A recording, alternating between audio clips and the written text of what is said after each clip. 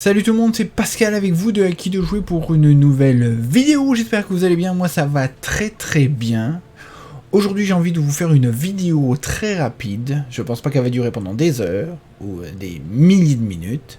Bref, on va faire une petite vidéo comparative, mais pas dans le détail du jeu en soi, mais plutôt dans les pledges de deux jeux qui se ressemblent très fortement et qui vont sortir en Kickstarter et qui sont déjà en Kickstarter et un autre qui va sortir en Kickstarter très bientôt. Et c'est donc Primal The Awakening et Monster Hunter World. Primal The Awakening est déjà sur Kickstarter depuis janvier 2021. Sa campagne arrive à la fin très bientôt. Et Monster Hunter World a été annoncé il y a plusieurs mois de ça, mais on n'avait pas vu grand chose. Et maintenant, ils viennent de montrer et d'annoncer les pledges, donc les différents pledges avec des photos, sans vraiment gros détails sur comment le jeu va se jouer, ce qu'il va y avoir exactement à l'intérieur. Mais il y a quelques photos des différents pledges, 3 pledges d'ailleurs. Donc on va comparer un petit peu au niveau du prix parce que les deux sont quand même chers. Primal est cher, oui il y a du stock, mais c'est cher. Et Monster Hunter World, est-ce que finalement, au niveau de son contenu et pour le prix qu'ils l'ont annoncé, est-ce que ça vaut la peine de l'attendre? Je vais pas aller sur le débat que c'est Steam Force Games qui l'a fait. Je vais pas vous dire que et parler d'historique de leur jeu de Steam Force Games. Ça, on pourrait faire ça dans une prochaine vidéo, on verra bien. Ou on pourrait faire ça en comparaison quand la Kickstarter sortira en avril 2021. Mais pour le moment, on va surtout regarder si, vu que ce sont deux jeux qui vont être très identiques, on va dire, sûrement très identiques, c'est deux univers qui se rapprochent, donc du boss battle, ou juste du combat de boss, avec de l'évolution de gear et de personnages, avec une campagne, les deux aussi auront une campagne, mais de là à dire que le focus du jeu sera, de leurs deux jeux seraient sur les campagnes, je ne penserai pas. Mais ça peut être aussi un autre débat, parce qu'on n'a pas beaucoup de détails sur comment les campagnes vont fonctionner. Mais un petit peu, mais pas des tonnes, on va dire. Donc on va regarder les deux pledges. Donc voilà, j'arrête de parler, puis on regarde ça tout de suite, c'est parti. Donc là je me suis mis en haut, parce que si je me mets dans le coin à gauche, on ne verra rien. Donc j'ai mis les deux pledges, ou les deux jeux, sur deux pages moitié-moitié. Et on va regarder ça ensemble.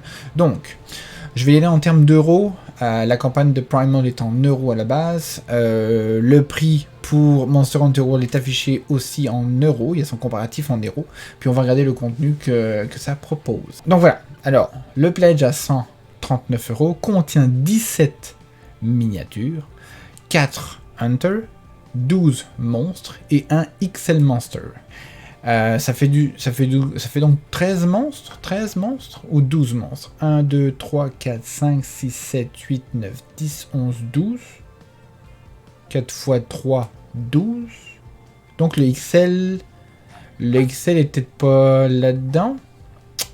Mais tout ce qu'on comprend en fait, c'est ça. 4 Hunters, 12 monstres, dont sûrement un XL Monster. Je pense, si je dis pas de bêtises. Maintenant, on va regarder un petit peu Monster Hunter World, ce qui va être annoncé pour le pledge de base. Jolie miniature, je trouve, d'ailleurs. Malheureusement, elle est assez statique. J'aurais préféré une miniature un peu plus en mouvement, vu qu'elle va bouger tout le temps. Mais, contrairement à lui, où donne plus l'impression qu'il est en mode combat que lui, plus en mode prenez-moi en photo. Voici une photo d'ailleurs aussi d'un gros monstre, un des gros monstres. Donc voilà. Donc voilà, c'est le pledge d'entrée de base. Alors on voit ici. Donc on le voit bien sur mon écran. Oui, on le voit bien sur mon écran. Donc voilà. Nous avons 4 monstres XL. Je pense d'ailleurs le XL c'est la taille la plus petite des monstres qu'on pourra avoir dans le jeu. 4 Hunters et 600 cartes. Avec un board double-sided, donc des deux côtés. Pour 56 €. Donc en fait c'est l'entry pledge pour 56 €, contrairement au pledge de base de 139 €. Mais je pourrais pas vraiment le comparer parce que eux ils parlent d'un entry pledge, ce qui veut dire qu'il n'y aura pas la possibilité à ce prix-là d'avoir les stretch goals. Donc vous serez juste avec 4 monstres que l'on peut voir à l'écran ici, qui ont l'air d'être orientés en fait dans l'Ancient Forest, pour ceux qui connaissent le jeu Monster World qui est disponible sur console et PC. Et nous avons donc 4 Hunters ici. À savoir si ce sont ceux-là ou pas, je ne sais pas, à voir. Mais voilà, donc 4 monstres. Entrée de base. Donc, est-ce que c'est quand même cool d'avoir un entry pledge parce qu'il n'est pas très cher et tu peux avoir du fun sûrement quand même. Mais ce qui est dommage, c'est que tu n'as pas tous les stretch goals qui pourraient être débloqués, qui vont donner la rejouabilité du gameplay. Donc, on va pas le comparer au celui du core pledge de Primal parce que c'est pas vraiment comparable avec celui-là. Bref. Mais il y a quand même 4 hunters pareils dans les deux. Mais beaucoup moins de monstres. Ok. Mais le prix n'est pas pareil. Bref. Alors, on va descendre. Là, on va comparer le core pledge avec le core pledge. Donc là, on a un core pledge à 125 € au lieu de 139. Donc là, une petite diminution de prix. Maintenant, regardons son contenu. Nous avons... Ah, il y a plus petit. Nous avons un monster de type L, donc qui est plus petit que les autres. Nous avons 7 monsters XL, au lieu de 4 en haut. Et nous avons un monster XXL. Et 8 hunters. 1200 cartes. Ici, on avait combien de cartes? 1200 cartes. 1200 cartes pareilles. 1200 cartes pareilles. Deux plateaux des deux côtés. Donc là, on aurait les Ancient Forest et aussi la zone du Wild Spire Waste, qui est une zone désertique. L'autre, c'est une forêt. L'autre, c'est une zone désertique et sèche, pour ceux qui connaissent encore le jeu vidéo. Donc là, on recompte. On a 1 plus 7 plus 1, donc ça fait 9 monstres, comparativement à 12, pas si pire, sauf que là on a quand même 8 hunters, comparativement à 4 hunters. Donc si j'essaye de calculer avec mon calcul pourri et mathématique, parce que je suis mauvais en maths même pour faire des additions simples, nous aurions un 16 miniatures, 17 miniatures pour l'un, et nous avons 8 et 7, 15 et 2, 17. Oh, 17 miniatures. Exactement le même nombre de miniatures, mais pas réparties ou divisées de la même façon. Plus de hunters, moins de monstres, plus de monstres, moins de hunters. Bon, maintenant on peut se poser la question au niveau de la rejouabilité, qu'est-ce qui est plus intéressant? Est-ce que je préfère avoir plus de monstres que de hunters? Moi je voterais pour plus de monstres. Parce qu'en fait, il va y avoir plus de variété de monstres à tuer. Et de toute façon, s'il y a juste 4 hunters plus les stretch goals qui donnent des hunters supplémentaires, parce que même ce core pledge là, il y a aussi les stretch goals qui sont disponibles. C'est écrit plus all unlocks, donc les stretch goals. Donc à l'inverse de lui, il pourrait peut-être avoir plus de monstres qui vont se débloquer parce qu'il y a déjà beaucoup de hunters dans le core pledge vis-à-vis de celui-ci. Donc en fait, il n'y a pas vraiment... À moins que celui-ci soit un monstre de plus, ce que ça donne, c'est dans les stretch goals, il n'y avait pas vraiment de monstre de plus, c'était plus des modes Nightmare qui débloquaient, quoique lui c'est un monstre de plus. Donc on avait 2 monstres de plus. Est-ce qu'il y en a un troisième? Ça c'est des modes Nightmare, donc c'est ça, 2 monstres de plus, pas vraiment de nouveaux hunters, en fait 0 nouveaux hunters dans les stretch goals de Primal, 2 monstres de plus, des versions Nightmare de beaucoup des monstres déjà existants. Cool. Donc peut-être que dans les stretch goals de Monster Hunter World, ça va être plus de monstres et un peu moins de hunters, et peut-être des hunters de plus à la fin, à voir. Mais les hunters ici dans Primal, ils les ont mis dans un add-on. Donc ça c'est le core pledge. Donc si on revient avec la comparaison, pour un peu moins cher, on a le même nombre de miniatures, moins de monstres, plus de hunters par rapport à Primal. À voir. Donc c'est pratiquement la même chose pour un petit peu moins cher. Presque. Ok. Maintenant, si on descend pour le All-In Pledge, qui est déjà annoncé, c'est un Monster L, 7 Monsters XL, 3 Monsters XXL, 1 Monster XXXXL et 12 Hunters. Ce qui nous fait un beau total de 12, 13, 16, 17, 24. 24 miniatures. Dans les 24, il y a 12 hunters. C'est quand même pas mal. Vraiment pas mal. Alors que dans celui-ci, maintenant, si on essaie de compter, dans le gameplay all-in, donc le all-in page, on va dire, nous avons 2 joueurs, 2 héros de plus, 2 hunters de plus ici 2 monstres de plus, 2 monstres de plus, donc 17, 19, 21, 21 plus 2, 23, 23 plus 2, 25. Donc au total, il y aurait 25 pour Primal pour le all-in et 24 pour Monster Hunter World. Donc c'est très proche et c'est le même prix. 249 €, 249 €. Voilà. La seule différence, peut-être si on regarde un petit peu au niveau des boîtes, j'ai l'impression ici sur cette petite boîte de Monster Hunter qu'il y a écrit Arsenal derrière. Et l'Arsenal pourrait être en fait des déclinaisons de miniatures avec des équipements différents. Parce que dans ce jeu-là, je pense que vous pouvez exactement faire la même chose. Donc augmenter votre gear et changer. Quand vous changez votre gear, ça change au niveau visuel. Donc peut-être ils ont fait des déclinaisons des hunters dans différentes armures.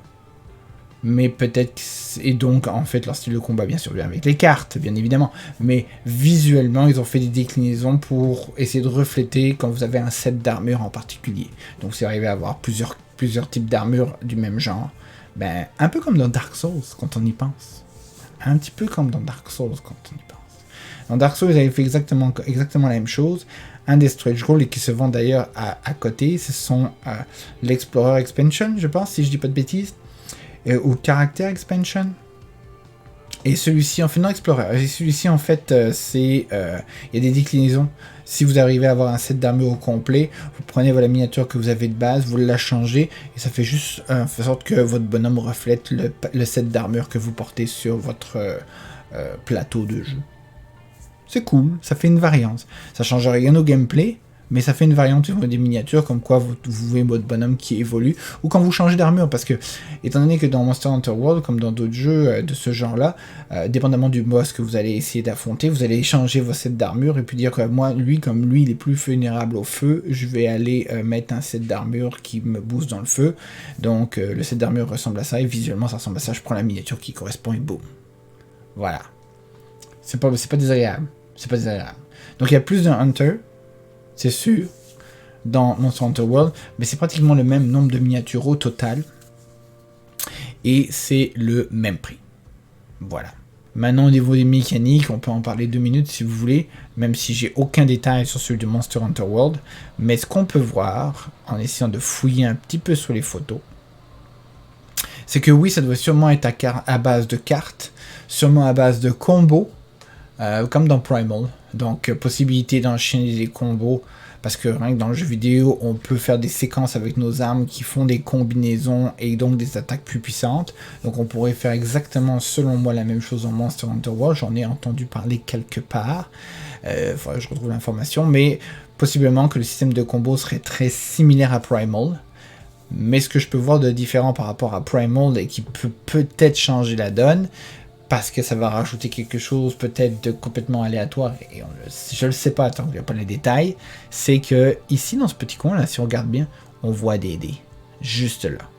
Là, il y a des dés.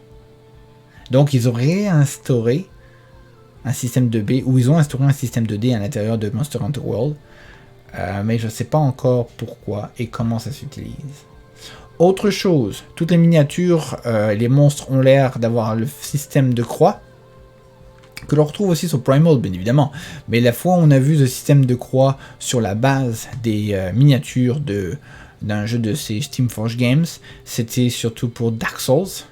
Donc est-ce que Monster Hunter World va avoir une mécanique à la Dark Souls au niveau du combat pour diriger le monstre, ou un système comme Primal, c'est-à-dire des réactions en fonction de ce que vous allez faire au monstre, mais par rapport à Primal, les monstres se déplacent. Et je trouve que ça ressemble avec les nodes, encore une fois, un système à la Dark Souls. C'est comme un plateau de Dark Souls, avec des nodes partout, et le monstre va se déplacer Mais apparemment, ce que j'ai pu comprendre aussi, c'est que vous allez pouvoir vous promener, essayer de chercher des matériaux, chercher des indices, et peut-être tomber complètement par hasard sur le monstre. Je sais pas. Il n'y a pas de détails sur la mécanique, ok? Mais on peut voir qu'il y a des dés, on peut voir que ça ressemble à Dark Souls un petit peu. Donc est-ce qu'ils vont reprendre des mécaniques de Dark Souls? Possiblement. Mais on n'a pas encore les détails. C'est tout ce que je pourrais dire, je pense, parce que pour l'instant, on n'a pas d'autres. Mais je ferai d'autres vidéos sur Monster Hunter World. Dès qu'il y aura quoi que ce soit qui vont s'afficher, qui pourraient nous aider à se dire, tiens, est-ce que celui-ci peut être plus intéressant que l'autre, que Primal? On en discutera plus tard. Donc voilà, c'est tout pour cette vidéo, j'espère que ça vous aura plu. Désolé, c'était un petit peu confus ou chaotique. Je m'aperçois que c'est pas évident de retrouver les affaires, j'aurais dû mieux me préparer, je m'excuse d'avance. N'hésitez pas à me blaster dans les commentaires si vous avez trouvé que c'était mal fait, c'est pas grave, je vous aime quand même. D'ailleurs, si vous avez aimé la vidéo, vous savez ce qu'il vous reste à faire, faites un petit pouce, vous abonnez et vous faites la cloche. Je vous laisse avec 2 autres vidéos de ma chaîne qui apparaissent sur l'écran pour pouvoir passer le temps si vous vous ennuyez.